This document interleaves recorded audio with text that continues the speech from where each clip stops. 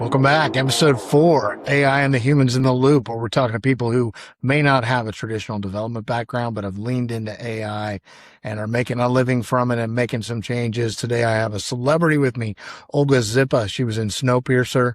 She is world traveled. We're going to talk about what it looks like in Canada and France and Ireland and around the globe, AI adoption, what her company does, and how she works as an AI architect, and much, much more. Thanks for joining us. I have Olga Zippa with me today. She's a little bit of a movie star. Snowpiercer. I mean, that's way too cool. Are you joining us from Ireland? I am. Oh my God, you did your research. Not I many people know did. about that. From Moldova, lived in Canada, lived in Ireland. You picked up the Irish accent now that you're back in Ireland, I can tell. Yeah. But I cannot wait to talk to you about what you do as a developer and an architect, and also like what the sentiment around the world is, because there's pretty negative sentiment around AI in the United States. Like 75% of Americans think it's not going to be a good thing. So, I mean, give Yeah. us your background. Sorry, we got to hear about Snowpiercer and Exile. I'm trying to figure out where I can stream that because I love indie films. So tell us all about it. I'll send you a link after that. It's I have it hidden somewhere. But yeah, I guess my acting background is very different to what I do right now. But I started when I moved to Vancouver when I was like 22. I moved to be an actress, and obviously in acting you don't get to get the first role, so you have to have something on the side, and that's when I got into corporate admin, seeing how some companies work really well, some companies don't. So yeah, I was doing acting for 4 years and then decided that it's not for me. I got my dream role and then I'm like, wasn't what I wanted. So it's funny how we all want this like big thing and then you get it and it's like, oh, it's not as cool as it seemed to be. No, I left the Midwest at 21 and went to LA and ended up in a youth hostel for like 2 years. I drank too much, so I never pursued any dreams other than getting to have a lot of fun with a lot of Australians and people from Europe for a couple of years, and then ended up going up to commercial fishing in Alaska. But that travel, it is very valuable in just seeing how different people approach different things, how different cultures, how different things resonate with different cultures. And I mean, before we even dive into everything that you're doing with AI and how you discovered AI, I would love to just touch on that whole sentiment idea. Is this is this small to medium sized business fear and trepidation around artificial intelligence a global phenomenon, or is it a United States thing? I mean, it's not only United States. I have seen it in Ireland. I've seen it in Europe. I don't think it's as the fear isn't as big in like Asian countries because the level of technology obviously is not as well. Of course, China apart, but any of the other countries they're not as worried. But I can definitely see in Ireland, UK, that fear that AI is going to take over. And it's like everyone has this like, oh, robots are going to take our jobs. And where there's some truth in that, it's not necessarily the reality that they people think it is, but it's all over, to be honest. I don't think it's just the US. Well, and that's a great spot to lean in because you're obviously also like me in that you really have leaned in to this whole artificial intelligence thing. So tell us about how you came to become a systems architect and what your company does and what you do for a living now. And I noticed you don't have a computer science background either, so I cannot wait to hear how that journey came to be. So I guess when I was an actress in Vancouver, Vancouver's an expensive city, so you can't just rely on getting one book job for every 6 months and then live off that. So I had to get part-time jobs, and what I found worked for me is to be available for auditions whenever I wanted was to get part-time admin temporary jobs. And with that came, I'd be like a week in a construction company, 2 days in a hospital. Like I moved around so many different industries in those 4 years. I would be temp here, temp there. And what I realized is, and it was kind of by accident, how some teams that are like huge, don't know what they're doing. Half of them are running around.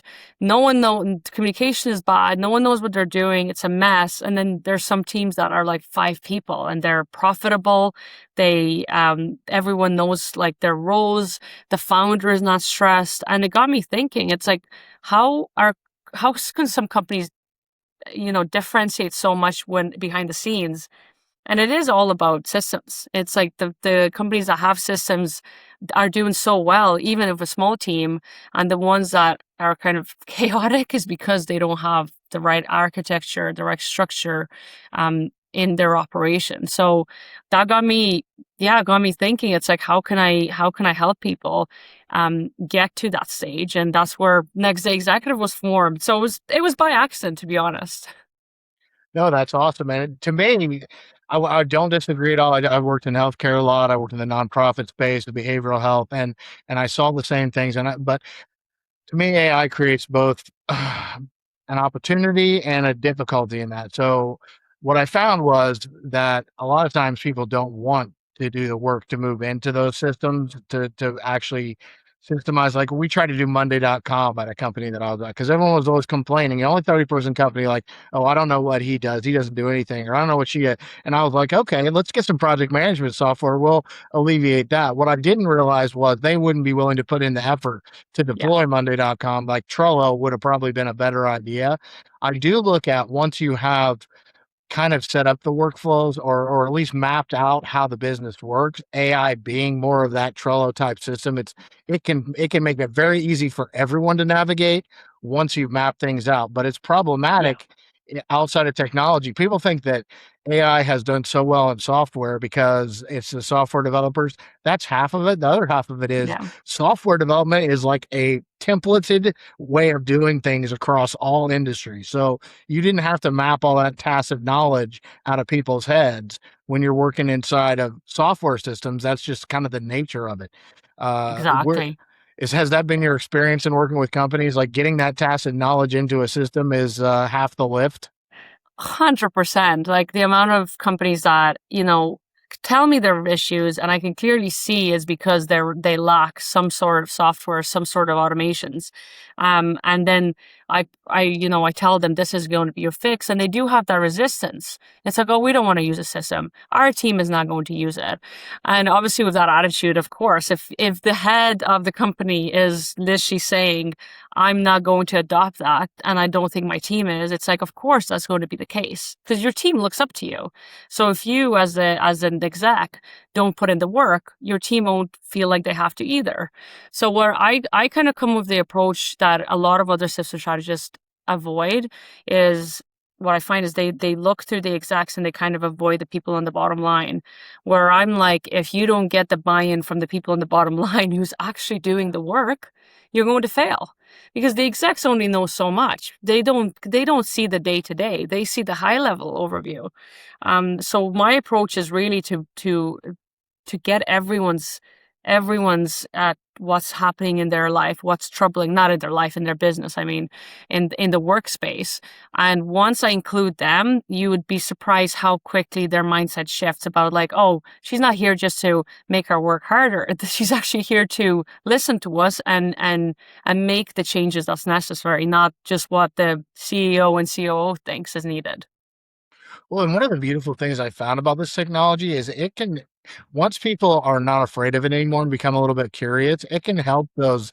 I noticed in another podcast where you were on with a roofing marketing guy, he was talking about 50-year-olds being resistant to technology. I tried not to take offense because I'm 53, but I actually find the younger generations are like pushing back in America against this technology. It's not really an age thing. It's more of just like do you have a beginner's mindset and a curiosity to explore things mindset, and that goes across people. But if you take my mom or a woman that I used to work with that just struggle with technology, like this Mhm. one that I work with, she was the best paramedic and keeper of all of our supplies and everything, but it was all analog, and she really struggled with technology. And I finally taught her, like, before you ask anybody, ask Perplexity or ask Yeah. ChatGPT and let it will walk you through what you're trying to learn. as Yeah. slowly in an elementary base. Don't say teach me like I'm 5, or we'll use like zebra analogies, but say like I don't have any experience. Walk me through this. And I have found that once people embrace this technology, it's a great in your pocket tutor. Oh, absolutely. But it is, you're right. It is about being curious or not. So many people don't even try, don't even give AI a chance. And then it's kind of it's hypocritical because they're like, oh, AI is bad, AI is that. But a lot of those people have never tried it. Have never even, right? I don't know if you've seen that in Oh yeah. your world, but it's like they're so quick to judge it, but they've never actually done anything to even see if it works for them. They just have that mindset that it's just not good. No, I see that from the software engineer world, right? Like, do not get me wrong. If you have a computer science degree and you can read and writing code and you lean into this technology, you're better than I'll ever be with it, right? But a lot of the people with software engineering backgrounds have their mind made up on what it can't do, and they never. There's a Zen saying in the beginner's mind, the possibilities are limitless. In the expert's mind, they're finite. And I see that either they tried it 6 months ago and don't realize how much the coding abilities have changed since November of last year, or they just have written it off, or while they're using it, they're not leaning into that like move 37 with Lisa Dahl, right? Like you have to give the Yeah. the computer the opportunity to show you a different way of thinking. If you're set on no, it's going to be the way that I always did things, then you're probably going to just make a faster mess of the way you always did things. And or go out of business Yeah. because there's people that are coming in with that innovative mind that how can we make our workflow better.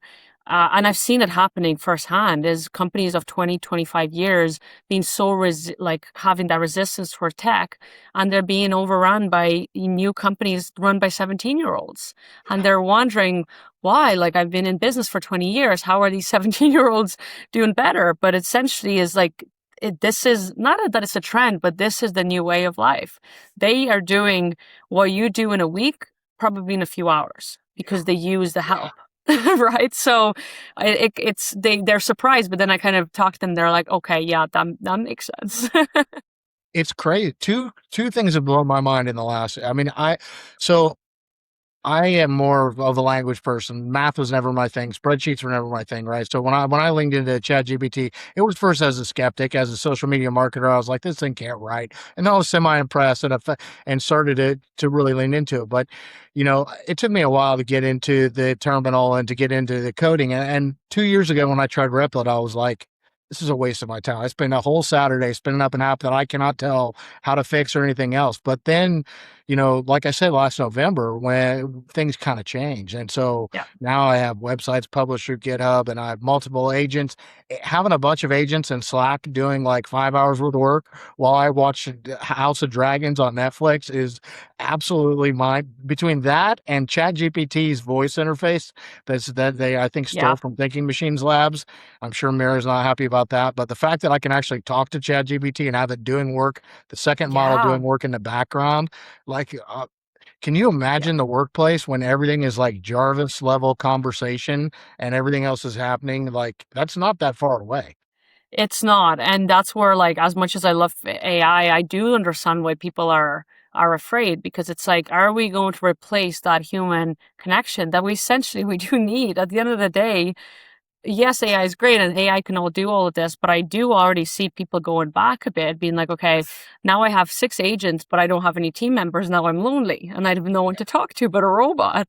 So it's that fine balance of, and I've even in my workspace, like I can automate so much more, but I've chosen not to for that aspect of like, I still want that community feeling. And that is a choice probably more from like, human perspective than a profit perspective because yeah, if I wanted to make all this money I would just have agents and I would fire everyone and that'd be it.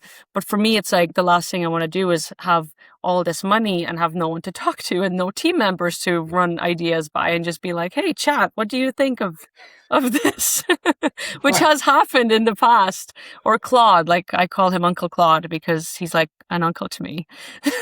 No, I feel you. It was the lack of sycophancy in Claude for a little while that actually drew me to it because I got tired of ChatGPT telling me everything was great. But Claude was kind of like an uncle for the whole go to bed phenomenon. Like, I'm like, Yeah. well, it's 10 o'clock in the morning. Stop telling me to go to bed.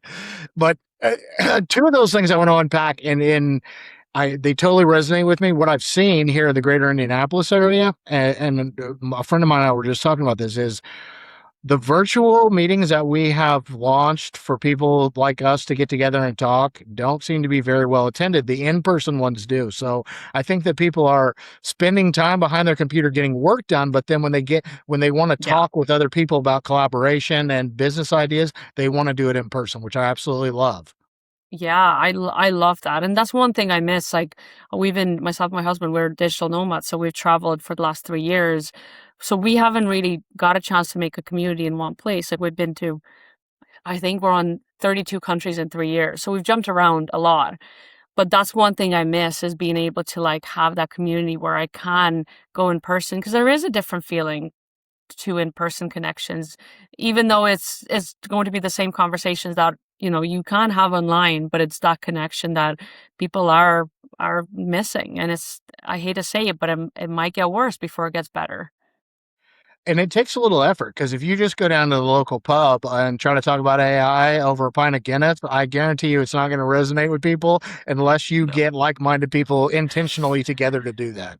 Yeah, no, I'll probably be kicked out within the first 5 minutes, to be honest. It's not that different here, and the wearables are going to make it even worse. But the flip side of what you were saying also really resonates with me, which is, writing was always my thing. I like to write, but I use AI to write a lot. I love what I tell people is it gives you the agency of being a newspaper editor instead of a reporter, right? So the Mm, editor of a newspaper can always write. Like nobody stops them. They get to publish it. They get to yeah, decide what gets published, but they also have a whole team of reporters doing copyright for them so they don't have to write, they have the opportunity to write. And that's kind of how I am with a lot of social media marketing, a lot of content. Like a lot of times I have other things I need to do during the week. I'm getting paid to do things that are not social media marketing, and so I will let AI do a whole bunch of it. And then yeah, other times I'm like, I really care about this. I'm big in AI and K through 12 education. Like I'm going to sit down and write this myself, and then I'm going to save that as a copy so that maybe AI can write a little bit closer to me next time. Uh, absolutely. but And but do you find like I know for me when I was relying too much on AI for my creativity that I almost forgot to listen to myself and I would rely on a computer to do the thinking for me to the extent that I'm just getting lazy. Like do you find that when it comes to the creative work, especially writing, or have you found that balance for yourself where you know when it needs your work versus like relying too much on external like AI basically to do it for you?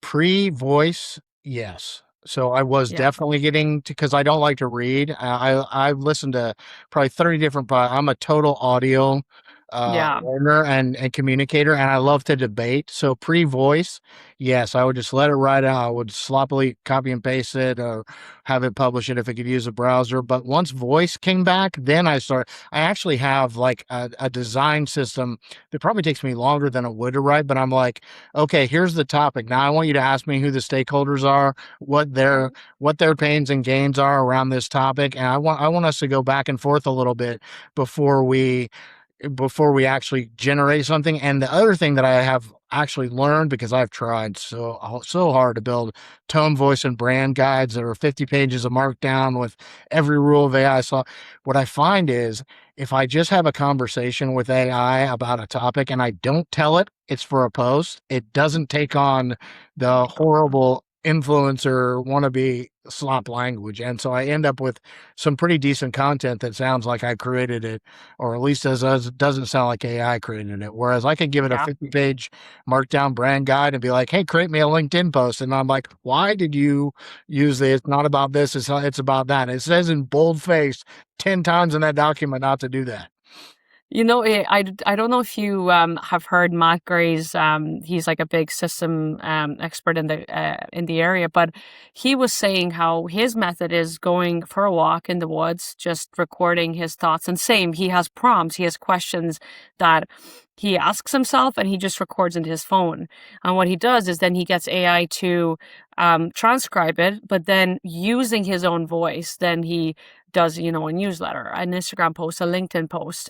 And that's what you're saying. It's not AI picking from a document, it's AI using your own voice, the way you say things, the words that you may use just you as Jason and not everyone else on AI. And that works well. And I tried it myself, and it's a lot better because we're all so different the way we communicate. So if AI doesn't listen to that, it will just be general AI crap. It is, and voice capture is amazing. Like I struggle. I want some glasses. I respect. Like I was in a healthcare company where I convinced everyone that I would audio record everything, all of our meetings and everything, and use it for AI. And it was an amazing tool, but only if you don't have anyone who's going to weaponize it. Only if you get rid of the transcript is just there to inform the AI so it has full context. Once you mind it, you move on, right? If you use like nonstop voice record that way, it is the context Yeah. engineering and the context it can provide is phenomenal. At least in America, I don't think very many people will do that. Like they're going to pull up, oh, you said Larry is a fat slob and on November 17th, and I have a recording of it. Like if you weaponize all that, then it becomes impossible to do it. But if you don't weaponize it, like the full context it really is like AI on steroids when it has all that context. 100%. Yeah, no, there's so many good, but there's so many bad too. You just kind of have to, yeah, I try to ignore the fear mongering because there is a lot of that, and a lot of it is not true. So I do question everything. Like I'm the type of person, like I will question any narrative because I just know, I guess from growing up in so many different places and traveling, that you got to question, and you got to make your own decisions before you just listen to someone else's opinion on a topic, and AI included. Do you use like voice narrative when you're doing discovery calls with clients? Do you transcribe that and then use that? Yeah, see, that's Yeah, I have my ClickUp note taker comes into the calls, and what I like about it is, I it would like I don't write any notes anymore. Like I used to be writing notes as I talk. Now I just like to be present, and I know that my note taker will take the necessary stuff from it. But what I've gotten in a rhythm to do is right after the calls, I upload it into Claude. I'm ask Claude, please review this, make points of the most necessary aspects. What do I need to prepare for my team? So what used to take me an hour, 2 hours to review a call, now AI helps me do in 5 minutes. Now, obviously, it's still up to me to prep my team for this, prep myself for what needs to be done. But it does save, as an example, that saves a lot of time. But I'm not using it to give me ideas. I'm just letting it say, like, do the work for me, just reviewing it. and it's phenomenal. Like I actually, when I used to use Granola or the Bee pen, like the summaries didn't have any gossip in it. It's really Yeah. good at picking out like what should you be worried about or concerned with or go back to in this conversation. And so Yeah. I love the fact that I can do that without having I mean, every time I write notes, I either lose them or I can't read my own handwriting or I forget which notebook I had them in. So yeah, I think that has been a phenomenal unlock. I Yeah. haven't gotten to the point of walking through, like, I know there are some companies that have like a chat interface that can ask questions of employees to map out their processes. I have not used that yet, but I can see where that would be extremely valuable. Yeah, it is because you're getting the employee to do the work, but you're also getting AI to help summarize their answer. So it's, yeah, I like going back to like the note taker. There's some note takers that are very, like as you said, pick up what's important to pick up. And like for example, the one I use, which I love, is it will tell me based on, like, I think it's three different levels, like what's an issue that needs to be solved right away, what's medium kind of priority, and then what's low. Like I do need to know about it, but I don't need to worry about it in this moment.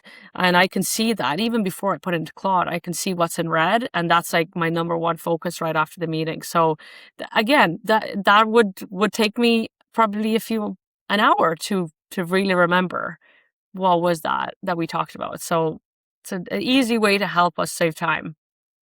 Yes, and I see a lot of these things on LinkedIn. The people who are anti AI, like talking about how a small business is using AI to generate content, to edit photos, this and that, and they're like, "That's somebody's job that you're taking." And I'm like, "No, it's not. Like, they would not have had a website. They would not have had this digital marketing. This is all stuff they would not have had. Now they may scale because they're leveraging these tools. They may grow enough that they actually have to pay a professional because while I can use Claude Design to spin up a website for $50, I cannot, without some type of professionalism, figure out how to set up the database behind it and the funnel and connect it to to a CRM and all that. Like, they may end up hiring humans that they would have never hired if you let them lean into these tools that can let them do so much more than they could have originally done. 100%. Like the human is always going to be needed, a human expert, even in the strategy. Like I do a lot of strategy with companies, and yeah, if you put in the pain points and the needs of a company to ChatGPT, it will give you a good strategy, but it doesn't take into account the team members that are on board, how pro or against changes they are. They don't. There's a lot that AI misses that the human is still needed for. So am I worried that AI is going to take some jobs? Yes, some for sure, but there's always going to be needed, especially the thinking, the brain, because a human experience contributes to a good strategy where AI wouldn't know that part of it. So it's definitely a mixture. I would agree. I think it's going to reduce the size of the workforce. I think people who just go get a paycheck and quiet quit and stuff like that, they may be in trouble. But I mean, Yeah. technology's always taking jobs. We don't have horseshoe fitters or ice harvesters or lamplighters. Like, change has always caused. It's funny because going back to I want to hear about Snowpiercer, but it's ironic how people are only really upset about it taking their job. If you look at Ben Affleck, right, he just sold a huge AI company that he started up that pretty much automates everything but acting. So I'm like, okay, No Ben, way. so it's okay to use AI to replace your gaffers and your lighting people and your art people, but just, God forbid you put an AI actress on the screen because that's where you draw the line in the sand. But that always does seem to be like the human nature of, you can't replace my job, but it's okay if it replaces adjacent things around me. Yeah, and it does come down to what you just mentioned. Like if those that are just sitting back, like passing by and ignoring AI, they are going to be left behind. I hate to say it. I don't think it's going to replace people in general, but the people that are using AI, they're going to go so much further. Like that's just the truth. I hate to say it because the people that don't use AI that may be listening to this being like, no, I don't believe that. But it is true. Like your competitor that's using AI will double, triple the revenue while you're still doing like admin, right? There has to be a level of knowledge for AI, and those that are against it, they're going to suffer sooner or later. I do hate to say that, but it is like the truth from what I've seen. So where do you lean? I'll try not to throw my own bias into this, but you've got the Robert De Niro's and the Hollywood elites who are just like completely anti AI, saying this is replacing human jobs. But then I also look and say, okay, two kids in a basement in Brooklyn who are major creatives now with $1,000 budget within the next year will be able to create a feature length film, and I have no problem with that. And I have no. I said I wasn't going to put in my own bias, but I am. I have no sympathy for the multimillionaire actors who are afraid that they're not going to get the next $10 million gig because of those kids who might have made it in YouTube, might have made a little bit of money. Now they can actually they can bring their ideas to life at Yeah. scale, leveraging this technology. Where do you sit on that debate? I would probably be closer to you than the other way around because the way I look at it, it's like if someone's going to go out of their way and learn new skills to better their own circumstances, absolutely. Because there's a lot of people sitting on their ass doing nothing. Yeah. And like do it like it's crazy to see how many. I think I saw a stat last week that in the United States alone there was like I don't know how many, but there was a lot of new millionaires in the last like 6 months. Yeah. And when they looked at the age group, it was under 21s, Yep. which is crazy when you think about if that was to happen 30 years ago, that would have been that probably didn't happen because like how can a 21-year-old become a millionaire?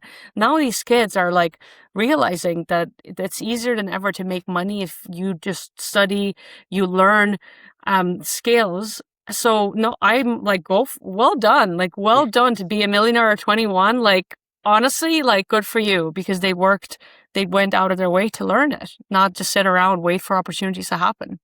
Yes, you've got this country, and every country is full of Steve Jobs and Steve Wozniaks. Just not all of them have the grit or the fortune. It's luck. Some of it's luck, being in acting, right? Like Yeah, a lot of making it in acting is who you know and how lucky you got. And so this yeah, technology levels that playing field quite a bit.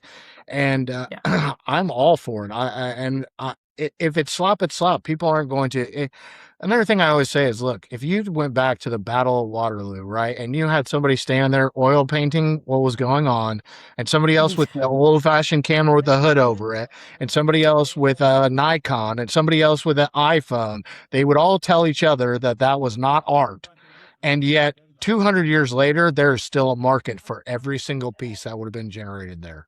yeah, 100%.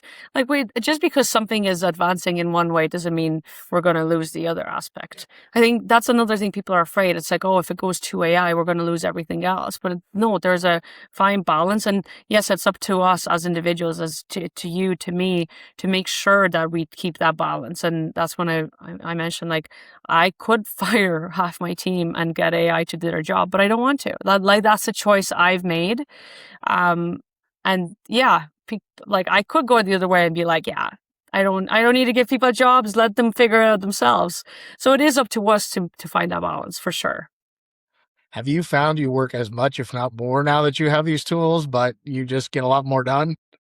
Um, oh, that's a good question. There's weeks where I would work 50-hour weeks, but I probably get enough done that I would have done in a month. Like I get a month's done work in a really, really busy week. For us, like we've been really like for us our the last year really travel has been our let's work as smart as possible, make the money but also see the world, and we have been able to achieve that. And yeah, AI has definitely contributed to that, whether it's like reviewing my notes and helping me sort of a plan. It has contributed to that, but of course AI is like allowed me to grow so much quicker, I think, than I would have without it, even from a time perspective more than skills. Yeah, there's always something new to learn or explore. Like videos is something I've wanted to do, and one of the companies I work for just bought two more Mac Minis, so I think I'm gonna like download Mini Macs onto one of them and just have a continuously running studio because video is still. I mean, yes, Yeah, AI it has enabled it a lot, but it still takes some time and some knowledge to get decent video. I would love to get into like micro dramas for the K through 12 AI and education space and stuff like that, but I just haven't yeah, found the time to explore well enough. Image generation, text, all that, like even coding is, I find it's a lot quicker learn. It yeah. still has Oh, a for little bit of sure. front end learning, but it's a lot quicker. For sure. And like, do you like in your world, how often would you use AI? Like, is it 60% systemized? Is it 50? Or like, are you like me, like that balance? Like, balance is important for you. I would say 75% of what I do at least is AI. Really? Yeah. You're heavily kind of gone that route. Yeah. Yeah.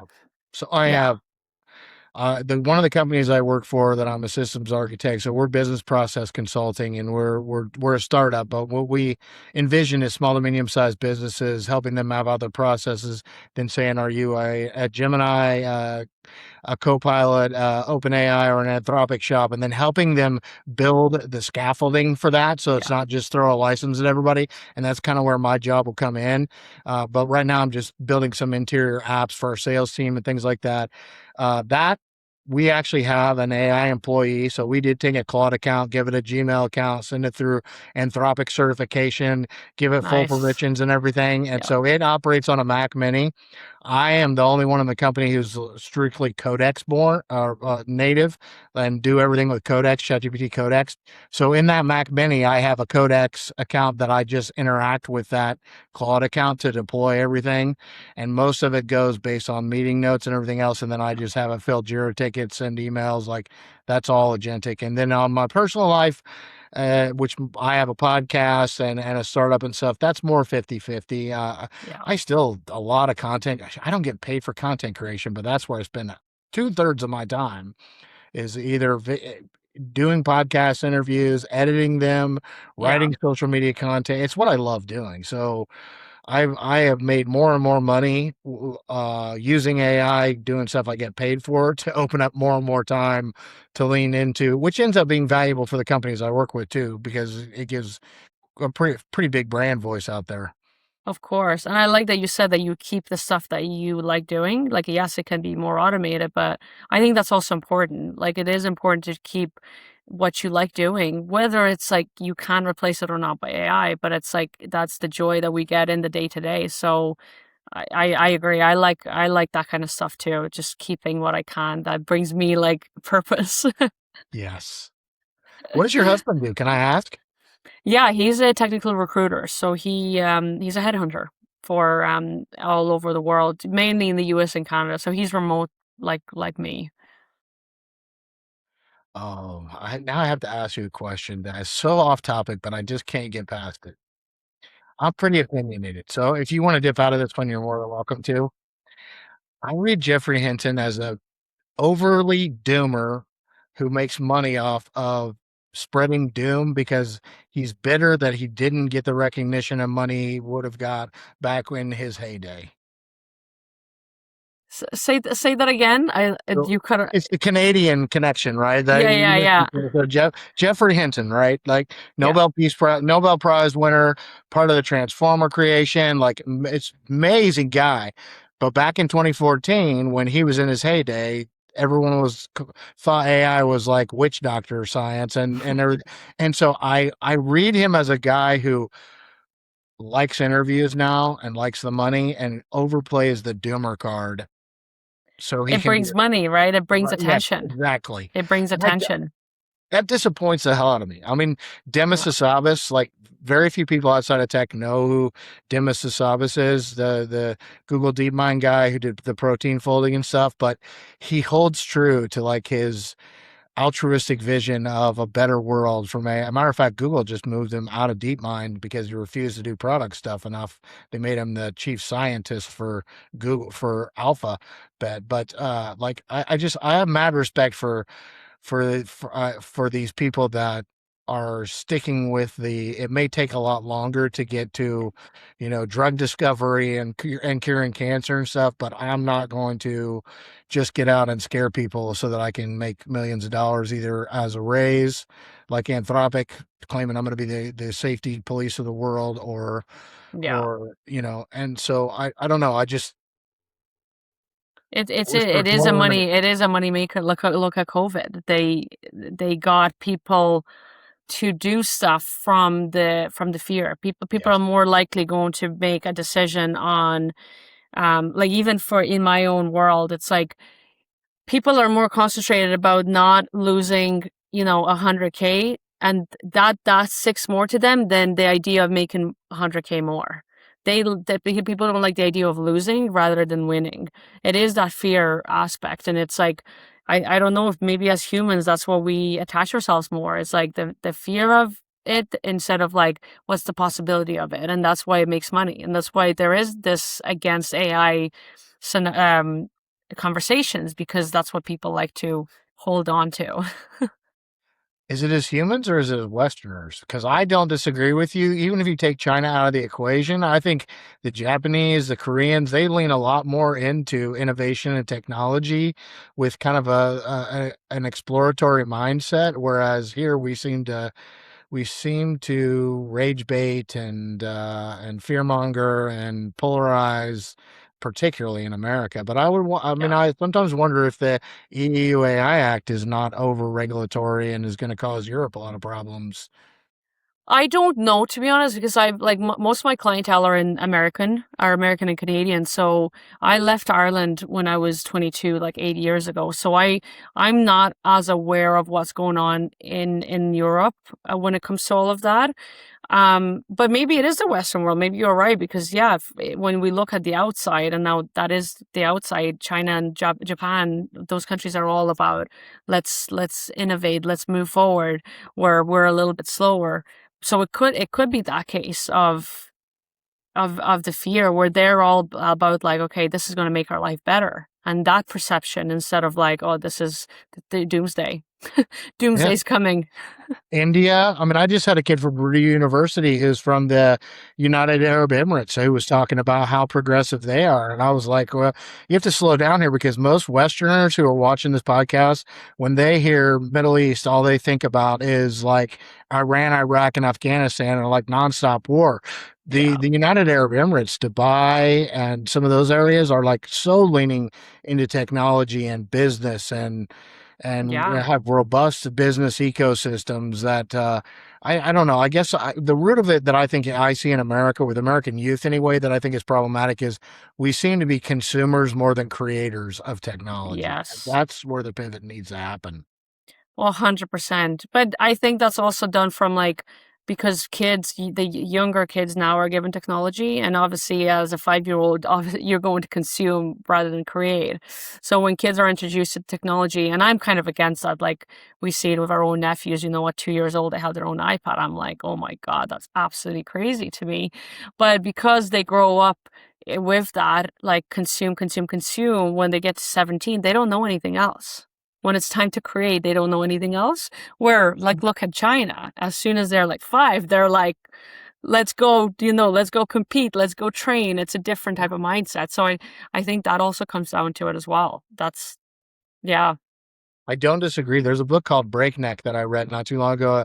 A gentleman that grew up in Canada, Hong Kong. He's Hong Kong born, grew up in Canada, Chinese, but he lived in China for a while. And he said, if you look at the parliament in China, if you look outside of Xi Jinping, like at the rest of their legislation, it's mostly engineers. Whereas in yeah, America, 2/3 of our legislators are lawyers. And then we wonder yeah, why we regulate and debate and overthink things, whereas China, they're just like, how do we create, how do we, and that this is not to yeah. say that I want to live in a dictatorship or communism or anything like that, but I think you said it at the very beginning. It's always good to look at multiple perspectives because one way is never the exact way.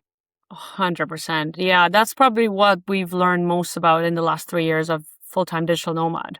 We've seen so many different realities of what normal is that what we perceived as normal before we started traveling. Like we'd go to Vietnam and be like, whoa, like we lived in Vietnam for 5 months out of the 3 years, no more actually. First year we lived for 3 months, and then the next year we lived for 3 months. So we we used to think of Vietnam as like, oh my God, people must not be happy. It's a dictatorship, all of that.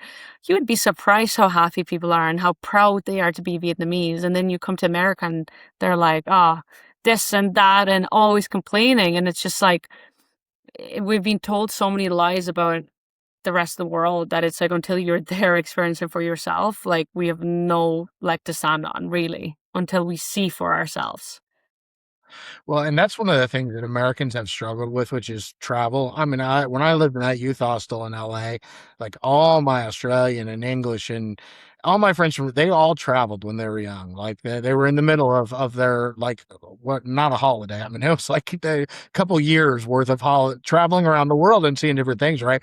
I'm hopeful that this technology will open up those opportunities for American kids. So, maybe Yeah. you can have a business that you're managing on your Mac while you're traveling around and seeing some of the different areas of the world and the different perspectives that different people live by. I mean, I'm sure Paris and Saigon are completely different, and Yeah. people are happier in Saigon than they are in Paris or New York. Oh, absolutely. And I do believe that the technology is helping more people travel. Like we've seen a lot of Americans in Bali, young 18-year-olds making their 5, 10K a month on their laptop. Like it is more possible than ever now. It's more just about like, do they want to do it? Are they willing to put in the work to learn? So there's so many opportunities, like more opportunities than I would say like is bad if we are going back to that debate. I would agree. I would agree. What's Yeah. the data center conversation like in Ireland? Is The there which? one? The which? The data center. I mean, there's more data centers built every single day here. There's one. Amazon just built a big one. Like Ireland really is the hub for it. There's a mixture of opinions. People are like, oh, that's our energy is going to be fried. But then there's people that are like, wow, these are creating thousands and thousands of jobs every single day. So it's a mixture. Like any other Western country, you're going to have the people that are against it and the people that are, depending what side, if you're benefiting or not, or if you those that just like to complain for the sake of complaining. That's all. That there's always them too. Yeah, I would say here that the thing I try to tell people is these companies have billions of dollars. Like, stop being either 100% for and you want to give them like tax credits like they're a football team and make it, or 100% against. And you know what? Like, if you have the pragmatic conversations with them, you can actually probably get a lot of benefits to whether it's freezing energy Yeah. costs or offsetting social services costs. Like, if you're in a medium-sized midwestern town who struggles with transportation, dealing with building a bus system for Meta, if they're building a multi-billion dollar, trillion dollar data center, that's like pocket change for Mark Zuckerberg. So Yeah. you really can't have a conversation unless you come at it pragmatically and stop being so polarized about it. Yeah, and take the emotional out of it. I think too many people think with their emotions rather than from a logical sense. Says an Eastern European girl. Now, you guys have a reputation of being a little bit hot-headed sometimes. I don't know if you Yeah. would up to that, but Probably a mixture of me. Like I just don't do with bullshit. I will just say how it is, and it's gotten me in trouble. But at the same time, it's like yeah, it is what it is. So I don't know if I can blame my Moldovan side, but it just, yeah, it is what it is. I love it. I love it. When I was in LA, two of my favorite friends were one was Russian and one was East German, and they were the same. They were just so like candid and no bullshit. Great guys, cool guy, but they were just like they didn't put up with bullshit. I love that. All right, Yeah. I this has been an amazing conversation. I know we've been all over the place, but you've been all over the place. Like, tell us a little bit about your experience with Snowpiercer before I let you go. Yeah, I mean, it was my first big role, and actually my last one. I quit acting right after that. It was, which is really ironic, but yeah, it was amazing. I filmed like opposite Jennifer Connelly, who's obviously a Oscar winner. It was a show with Sean Bean. Now I was never on set with Sean Bean, so I never met him. But David Diggs, like it was a fun. I think it was like a 2 month project, and one scene like we flew over the Vancouver glaciers in a helicopter, and we filmed a scene on top of a glacier, which was incredible. But yeah, I think it was when that happened. Obviously, we were in the middle of COVID, and I just got so sick of being not being in control of my own life. Like, and acting is like the least control you'll ever have. Like, you can't choose when you get a job, and you can do your best. And as you said, it's who you know. And, yeah, they'll look at your hair. They own like the color of your hair rather than your acting skills when they're making these decisions. So I just really wanted to be in more control of like my life and what we do, and that's when I kind of said, you know what, I don't think this is for me anymore. And not saying that I might not go back to it eventually, but right now I'm just enjoying running a business, traveling the world, and just seeing where life brings us. That is such an inspiring story. I'm so glad you joined me today. Thank you. Thank you so much, and yeah, I hope this like opens people's eyes to be just more open to AI and technology and change in general. Well, one other thing I want to say is I really appreciate you coming on because I think we need to encourage more women and more young girls to go into technology. Like, there's this high school here in Indiana that has a really robust AI team led by a great teacher. It's kind of across their district, and Wow. it's weird because the people who are leaning into technology, they're not always your stereotypical technology people. Now, I definitely was not one of those people, but people who are interested in marketing, people who are like this technology really can amplify any of your interests. Yeah. So, and it's, it may be a weapon of mass destruction. So I would like to see more females at the table making decisions about how this technology is going to steer the future of our world. But Yeah. like, yeah, it's really encouraging to see someone who is so well versed, so well traveled, who's obviously a female tech leader. Like, you're a shining example of what I hope my daughters grow up to be. Thank you. I appreciate that a lot. Yeah, if I can even inspire one person to do this and have their voice heard, because at the same time it is just, getting our voices heard. And being at the table, as you said, even being at the table, which is it's getting better. It is definitely getting better for the equality aspect. But I'm also a big believer that the best person will get the job, whatever the gender is. I'm also very on that side too. Yes, yes, I agree. I think the tech bros still kind of run Silicon Valley, and 100%. but you have your few Miramoratis that and Fiji Simos who pull in there. So Yeah. don't discount yourself. There is an uphill battle and all that, and Yeah. so I hope that you and all the rest of the ladies continue to carry that sword up that hill because we need it. Thank you. I appreciate it. Thank you for having me on. It was such a lovely conversation. Thank you for joining me.